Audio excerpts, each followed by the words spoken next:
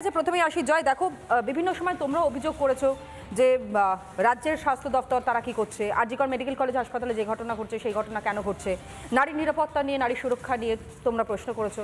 এটাও ঠিক, তৃণমূল কংগ্রেসের বিধায়করা আমরা দেখেছি এর আগেও মন্ত্রীরা তারা যে কুরুচিকর আক্রমণ করেছে মেয়েদেরকে নিয়ে সেটা নিয়েও তোমরা বিদ্রোহ করেছো। কিন্তু আমার কাছে প্রশ্ন হচ্ছে সিবিআই তদন্তভার হাতে নিয়েছে, কিন্তু তারপর এখনো পর্যন্ত রেজাল্ট কি? প্রথমে আমি একটা কথা বলি তনয়া, যে আমরা সিবিআই তদন্ত চাইছি না। এবার অদ্ভুত লাগে কিন্তু আমরা সিবিআই তদন্ত চাইছি না। কেন সিবিআই? রাজ্য পুলিশের উপর ভরসা না, আমি ওই পার্সপেক্টিভটাই আসতে এসেছি। পশ্চিমবঙ্গের মানুষ মুখ্যমন্ত্রীকে আজকে এই দায়িত্ব দিয়েছেন, উনি পুলিশ মন্ত্রী, উনি ওনার পুলিশকে দিয়ে সেই তদন্ত যখন করাবেন সেই ভরসাটুকু তো থাকবে সাধারণ মানুষের উপরে।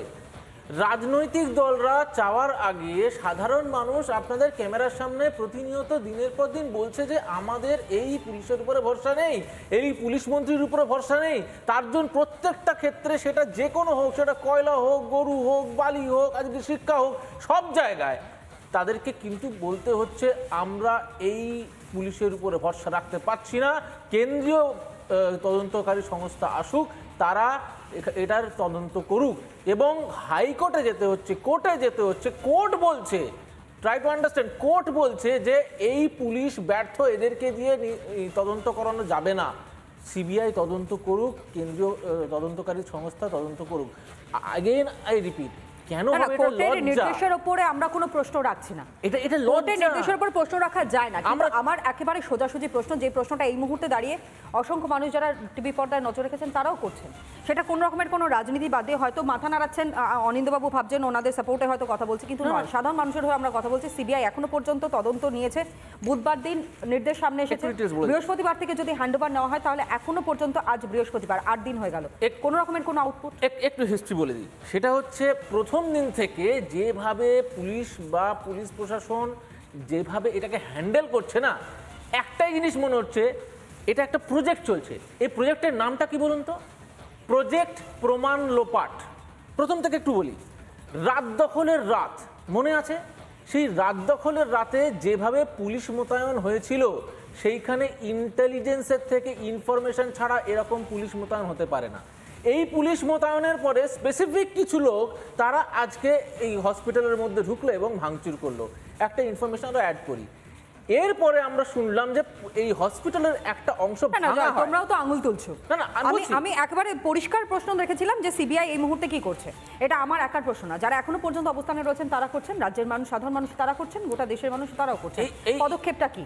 আমি অভিযোগ পাল্টা অভিযোগ এর মধ্যে যাচ্ছি না, একেবারে স্পেসিফিক্যালি আমি যাচ্ছি না। আমার কাছে বিষয় হচ্ছে যে ন্যায্য বিচারের দাবিতে যে এত এত মানুষ তারা পথে নেমেছেন, আজও হয়তো বিভিন্ন জায়গায় আমরা জানি যে প্রতিবাদ মিছিল রয়েছে, তারা আবারও পথে নামবেন। সিবিআই এতক্ষণ ধরে সময় নিচ্ছে, বিভিন্ন সময় আমি এটাও গিয়ে দেখেছি আর জি করে যে তারা গিয়েছেন, সেখানে তদন্ত এগিয়ে নিয়ে যাচ্ছেন, বিভিন্ন সময় 3D স্ক্যানার নিয়েও তারা সেমিনার রুম পর্যন্ত চলে যাচ্ছেন, কিন্তু আউটপুটটা কি? কিছুকে বেরিয়ে আসছে। যে দিন কোর্ট বলেছে যে এই তদন্ত আর পুলিশ করবে না, সেই দিন কিন্তু বিকেল বেলাতে কয়েক ঘন্টার মধ্যে সিবিআই এর তদন্তকারী দল তারা সেখানে সরজমিনে পৌঁছেছেন, সমস্ত হ্যান্ডওভার নিয়েছেন। সেই দিন থেকে তারা কাজ শুরু করছেন। সমস্যাটা একটা জায়গায় হয়ে যাচ্ছে, সেটা হচ্ছে এতভাবে প্রমাণ লোপাটের কাজ চলেছে, যেটা আমি বেশ, কিন্তু সেক্ষেত্রে সাধারণ মানুষ হয়তো এটাও বলছেন যে রাজ্য পুলিশে তারা তো একজনকে গ্রেফতার করেছে, এখনো সঞ্জয় রায়। সিবিআই এতদিন ধরে তদন্ত করছে, তাহলে সিবিআই কি এখনো পর্যন্ত কাউকে ধরতে পারলো না?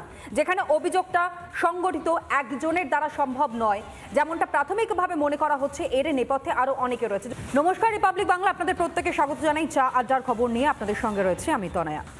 2011 সাল নিশ্চয়ই আপনাদের মনে থাকবে, 34 বছরে বাম শাসনের অবসান চেয়ে সেই সময় পরিবর্তনের ডাক এসেছিল, এবং পরিবর্তনের ডাক রাজ্যের মানুষ তারা দিয়েছিলেন। ফের একবার 2024-এ আমরা দাঁড়িয়ে রয়েছে। 2024-এও ফের একবার কান পাতলেই শোনা যাচ্ছে পরিবর্তন চাই, অর্থাৎ পরিবর্তনের ডাক আরও একবার রাজ্যের মানুষ তারা দিলেন। কি কারণে তারা দিলেন? যেভাবে তারা দুর্নীতির অভিযোগগুলো সামনে পেয়েছেন, যেভাবে তারা নির্যাতন, চোখ রাঙানি, হুমকি, শাসানি, নারী নির্যাতন, তোলাবাজি, জুলুমবাজি, যেভাবে সালিশি সভা রাস্তার ওপরে ডাকা হচ্ছে, সবার সামনে মারধর করা হচ্ছে, পেটানো হচ্ছে, সেই সমস্ত ঘটনার প্রেক্ষিতে তারা পরিবর্তনের ডাক দিচ্ছেন। এই পরিবর্তনের ডাক আরও জোরালো হয়েছে যখন আর জি কর মেডিকেল কলেজ হাসপাতালে গত 9 আগস্টের ছবিটা আমরা দেখেছি। অভয়াকে ধর্ষণ করা হয়েছে, নারকীয় অত্যাচার তার সঙ্গে করা হয়েছে, তারপর তাকে খুন করা হয়েছে। এই অভিযোগটা যখন সামনে আসে গোটা রাজ্যে তোলপাড় পড়ে যায়, বলা ভালো গোটা দেশে, এবং গোটা দেশে ছাড়ে এই প্রতিবাদে গর্জে উঠেছেন সাধারণ মানুষ গোটা বিশ্বে। প্রত্যেকটা দিন প্রত্যেকটা মুহূর্তের ছবিগুলো আপনাদের সামনে তুলে ধরেছে, কিন্তু তারপরে গিয়ে পদক্ষেপ রাজ্য সরকারের পক্ষ থেকে কোনো কিছু কি নেওয়া হয়েছে? কোনো সদুত্তর কিন্তু এখনো পর্যন্ত স্পষ্ট হয়নি, কোনো সদুত্তর পাওয়া যায়নি। আর এখানেই আরও বেশ কিছু বিষয় উঠে আসছে। একদিকে যেখানে বর্তমানে সরকার তারা স্বচ্ছতাকে ভর করে এগিয়ে যাওয়ার চেষ্টা করছে, এত মানুষের সমর্থন নিয়ে আবারও তারা ক্ষমতায় এসছে, কিন্তু তারপরও তাদের দায়িত্বশীলতা বা তাদের দায়িত্ব জ্ঞান এই বিষয়টা এই মুহূর্তে কোথায় রয়েছে? তার কারণ যেমনটা আপনাদেরকে বললাম, একদিকে নিয়োগ নিয়ে দুর্নীতি, অসংখ্য বেকার ছাত্রছাত্রীরা তারা রাস্তায় আন্দোলন করে চলেছেন। অন্যদিকে রেশনে দুর্নীতি, যারা ছোট ছোট শিশুরা তাদের পাতে সঠিকভাবে খাবারটা পর্যন্ত পৌঁছানো সম্ভব হচ্ছে না, পৌঁছে দিতে পারছে না রাজ্য সরকার, তারা ব্যর্থ।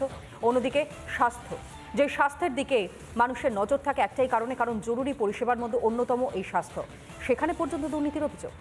যার বিরুদ্ধে অভিযোগ উঠছে তিনি হলেন সন্দীপ ঘোষ। আপনারা জানেন ইতিমধ্যেই তার পরিচয় নতুন করে বলবার কিচ্ছু নেই।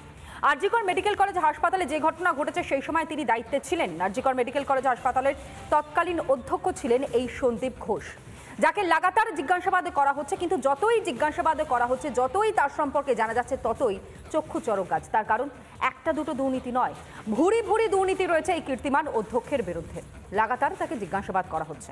একদিকে সিবিআই তারা জিজ্ঞাসা করছেন, অন্যদিকে নতুন করে এসআইটি গঠন করা হয়েছে তার বিরুদ্ধে যে অভিযোগগুলো সামনে আসছে তা তদন্ত করবার জন্য। কিন্তু কি কি অভিযোগ, কোন কোন কীর্তির কথা আমরা তুলে ধরছি, একবার একটা বিশেষ প্রতিবেদন আপনাদের সামনে তুলে ধরি, তাহলেই পরিষ্কার হয়ে যাবে যে এই প্রাক্তন অধ্যক্ষ সন্দীপ ঘোষ তিনি কতটা কীর্তিমান ছিলেন, আর কেনই বা আমরা এই শব্দবন্ধটা তার জন্য ব্যবহার করছি।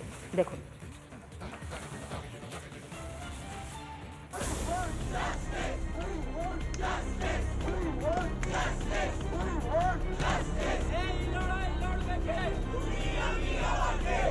পড়ুয়া ও চিকিৎসকদের আন্দোলনের মুখে ঢোক গিলল নবান্ন। চাপে পড়ে অবশেষে সন্দীপ ঘোষকে ক্যালকাটা ন্যাশনাল মেডিকেল কলেজের অধ্যক্ষ পদ থেকে সরিয়ে দিল স্বাস্থ্য ভবন। সুপ্রিম কোর্টে শুনানির আগেই পদক্ষেপ রাজ্যের।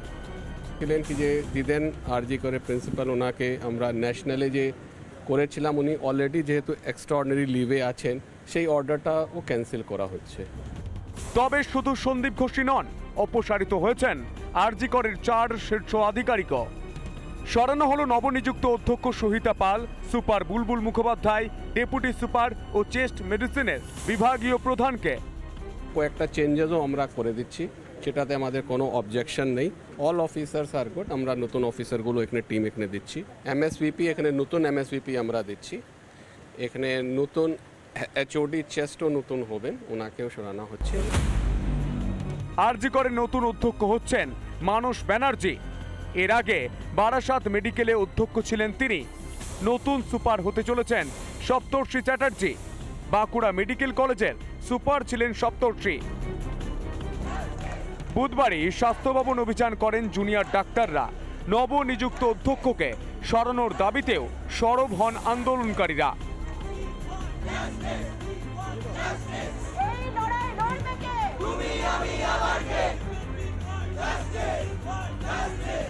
দাবি না মানলে বৃহত্তর আন্দোলনে নামার হুঁশিয়ারি দিয়েছিলেন প্রতিবাদী ডাক্তাররা। এই পরিস্থিতিতে আন্দোলনকারীদের দাবি মেনে 4 শীর্ষ আধিকারিককে সরিয়ে দেওয়া হলো। হোপ ফর দ্য বেটার, কি ভালো টিম একটা আসবে আরজি করে, ভালোভাবে চালাবে। কেন ডক্টর সন্দীপ ঘোষ পুরো আরজি করকে ধ্বংস করে দিয়েছিলেন। আমি এখনো অবাক আছি কি ওনার বিরুদ্ধে এখনো কোনো অ্যাকশন হয়নি। বৃহস্পতিবার সুপ্রিম কোর্টে আরজি কর মামলার দ্বিতীয় শুনানি। তার ঠিক আগের রাতেই স্বাস্থ্য ভবনের এই সিদ্ধান্ত কি আদতে শেষ মুহূর্তে মুখ বাঁচানোর চেষ্টা? রিপাবলিক বাংলা। কিছুটা হয়তো বেকায়দায় করে ঢোক গিলেছে এই মধ্যে রাজ্যের স্বাস্থ্য দপ্তর, এবং 4 জনকে সরিয়ে দেওয়া হলো অন্যত্র। তার কারণ পড়ুয়াদের দাবি। কিন্তু প্রশ্ন হচ্ছে, আজকে এসে এই সিদ্ধান্ত নিতে বাধ্য হচ্ছে স্বাস্থ্য দপ্তর। তার আগে কেন নেয়নি? আগে কি কোনো রকমের কোনো ইনফরমেশন তাদের কাছে ছিল না? যেখানে ভুরি ভুরি অভিযোগগুলো সামনে আসছে, যেখানে পড়ুয়ারা যারা চিকিৎসকের অবস্থানে রয়েছেন তারা এই প্রশ্নগুলো রাখছেন সামনে, তারা অভিযোগগুলো সামনে রাখছেন, কিন্তু তারপরেও কেন কোনো রকমের কোনো পদক্ষেপ নেওয়া হলো না? এখানে কি শেষ? এমনকি দলের নেতারা, বিধায়করা, সাংসদরা তারাও তো প্রশ্ন তুলেছেন, কিন্তু তারপরেও কোনো পদক্ষেপ নেওয়া হয়নি। সত্যিই কি স্বাস্থ্য মন্ত্রকের কাছে কান পর্যন্ত কোনো কথা যায়নি?